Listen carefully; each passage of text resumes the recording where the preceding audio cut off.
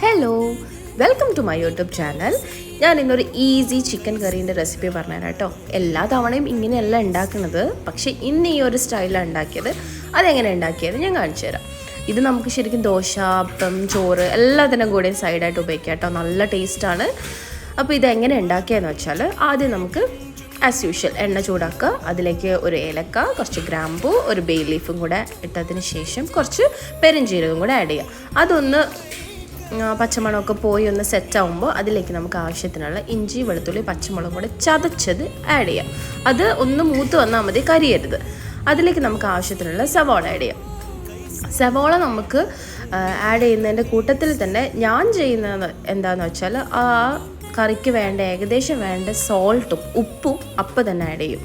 ഉപ്പിട്ടതിന് ശേഷം ഞാനൊരു ഹൈ ഫ്ലെയിമിലാണ് ഇത് അങ്ങ് അടച്ചു വെക്കുക. ഹൈ ഫ്ലെയിമിൽ അടച്ചു വെച്ചാൽ നമുക്ക് പെട്ടെന്ന് ഇത് വാടി കിട്ടും. സവാള എത്രത്തോളം വാടി വരുന്നോ അത്രയും കറിക്ക് ടേസ്റ്റ് കൂടും. അപ്പോൾ അതിന് ശേഷം നമുക്ക് ആവശ്യത്തിനുള്ള കറിവേപ്പിലയും കൂടെ ആഡ് ചെയ്യാം. ഇതെനിക്ക് ശരിക്കും എൻ്റെ ഫ്രണ്ട് നാട്ടിൽ നിന്ന് കൊണ്ടുതന്ന കറിവേപ്പില കേട്ടോ, അതുകൊണ്ട് ഞാൻ ലാവിഷായിട്ട് ഉപയോഗിക്കുന്നുണ്ട്. അപ്പോൾ കറിവേപ്പിലയും കൂടെ ആഡ് ചെയ്തതിന് ശേഷം ഹൈ ഫ്ലെയിമിൽ തന്നെ അടച്ചു വെച്ച് വേവിക്കുക. അതാകുമ്പോൾ ഞാൻ പറഞ്ഞില്ലേ, നല്ല ബ്രൗണിഷ് കളറായിട്ട് വേഗം വാടി കിട്ടും.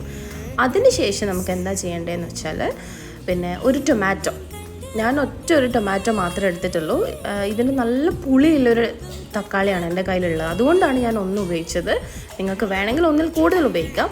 ടൊമാറ്റോയും ഇതുപോലെ തന്നെ ഹൈ ഫ്ലെയിമിൽ അടച്ചു വെച്ച് വേവിക്കുക. അതാകുമ്പോൾ നമുക്ക് ജസ്റ്റ് സ്പൂൺ വെച്ചൊന്ന് പ്രസ് ചെയ്ത് കൊടുക്കുമ്പോൾ തന്നെ അത് നല്ല വെന്തുടഞ്ഞതുപോലെ നമുക്ക് ഫീൽ ചെയ്യാൻ പറ്റും.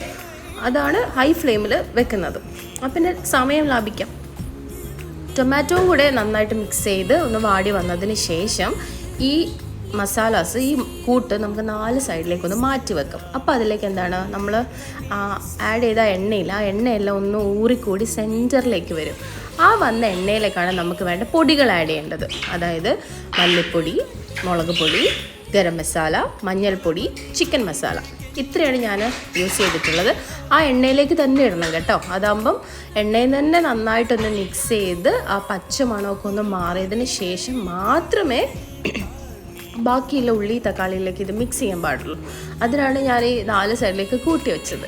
അപ്പം അത് ഒന്ന് പച്ചമണമൊക്കെ മാറി ഒന്ന് അതിൻ്റെ സ്മെല്ലൊക്കെ ഒന്ന് വരുമ്പോൾ നമുക്ക് എന്ത് ചെയ്യാം, മൊത്തത്തിലൊന്ന് മിക്സ് ചെയ്തിട്ട് നമ്മൾ ഓൾറെഡി കഴുകി വൃത്തിയാക്കി വെച്ച് ചിക്കൻ ഉണ്ടല്ലോ അത് ഇതിലേക്ക് ആഡ് ചെയ്യണം. ശരിക്കും ഈ പൊടി ഇട്ടതിന് ശേഷം ഒരു 2-3 മിനിറ്റ് ലോ ഫ്ലെയിമിൽ ഒന്ന് അടച്ചു വെച്ച് വേവിക്കണം കേട്ടോ.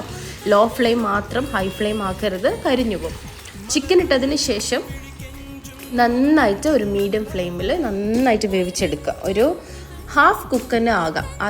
ഹാഫ് കുക്കായതിന് ശേഷം നമുക്കിതിലേക്ക് ചൂടുവെള്ളം, അതായത് വേറൊരു പാത്രത്തിൽ ചൂടുവെള്ളം തിളപ്പിക്കുക.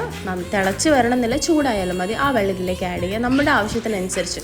എനിക്കിപ്പോൾ കുറച്ച് നല്ല ഗ്രേവി വേണ്ടതുകൊണ്ട് ഞാൻ അത്രയും വെള്ളം ഉപയോഗിച്ചു. ആ സ്പൂൺ അതിലിട്ടൊന്ന് ഇളക്കിക്കൊണ്ടാട്ടോ വെള്ളത്തിൻ്റെ കളറ് മാറിയത്. ശരിക്കും നോർമൽ വാട്ടറാണ്.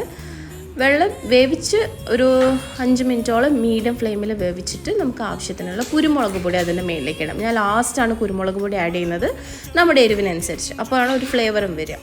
ശരിക്കും പിന്നെ ഒരു 2-3 മിനിറ്റ് ഇതുപോലെ ലോ ഫ്ലെയിമിൽ വെച്ചൊന്ന് വേവിച്ചെടുത്താൽ നല്ല ഈസി ചിക്കൻ കറി റെഡിയായി കിട്ടും. Thank you.